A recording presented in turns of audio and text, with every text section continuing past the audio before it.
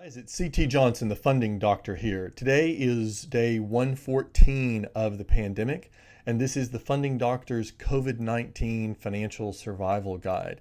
Today, I want to talk about who is in the market and who's not in terms of non-bank lenders.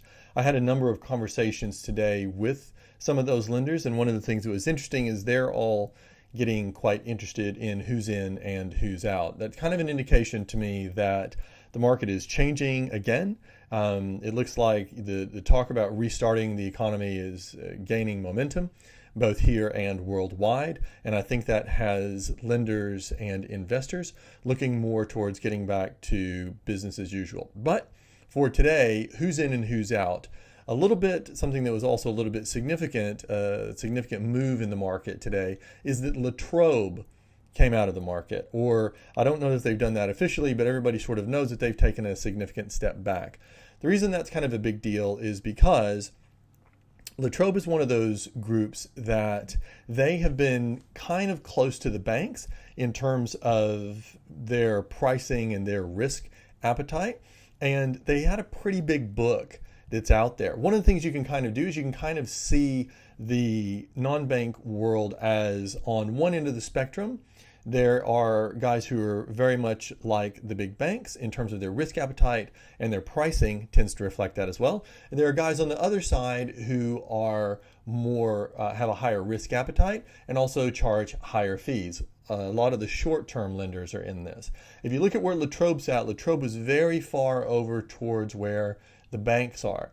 So they had, they would offer quite low pricing, but they would also have pretty significant requirements in terms of pre-sales and things like that that they would do. But nonetheless, they're a big player that has stepped out of the market, and that has led to a lot of questions for other people about who's staying in. What I told my contacts among the non-bank lenders is this, is that what I see is that the privates who are less professional or less dedicated to the market, mostly what that is smaller entrants, newer entrants, and high net worth individuals that have sort of gravitated into the lending space. Those guys have really taken a step back. A few of those have taken a step back because they have their own liquidity problems they have to worry about.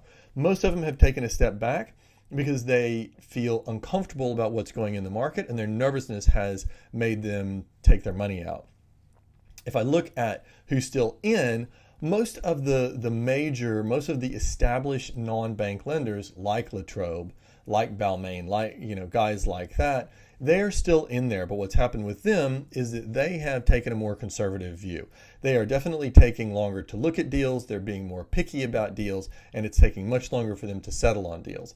I was telling the story that one of the groups that I work with, I have a deal that is waiting to get settled, and it's being held up by a very small approval that needs to be made by a local group. There's part of a runoff plan that needs to be approved, and it's a pretty small point, which if I go back 3 months, they probably would have ignored that and said, go full steam ahead and let's just do the development and everything will be fine. But now they really want those things, those I's dotted and those T's crossed. The reason for that is that when the market is going up, it tends to be easier for people to have gentlemen's agreements or negotiated agreements among themselves. But when things start going bad, then people start looking to contracts and making sure that I's are dotted and T's are crossed and all the legal niceties have been observed. And so that is what is driving them. The other thing that one of the lenders told me today that's driving behaviors is because a bunch of capital has left the market, and therefore the ones that are still in there, there are less of them. The same number of deals are coming to a smaller number of lenders. They're saying they're being picky because they can be. They have the luxury of being. So it's just a function of the market. So that's sort of what I see. I still believe that it has not made a significant change in the rates that are available. It has really just shown itself in terms of LVRs. LVRs have definitely gone down from 65% being the norm to, I hear 50%, a lot more than I used to, between 50 and 60%. The other thing is because valuations have gotten compressed, that has effectively lowered the LVR. So that's what's going on in the market. The more established players are still in, but they're being more selective. the longer term, or I'm sorry, the shorter term, smaller players and the high net worth individuals, to a large extent, they have stepped out for the time being. Hopefully that'll change as we go forward, but that is a quick update on what's going on in the market. This is CT Johnson, the Funding Doctor. If you have a situation you'd like to discuss with me, or you have any questions about anything that I've said in any of these videos, please give me a shout or send me an email. Always happy to hear from you. You take care now.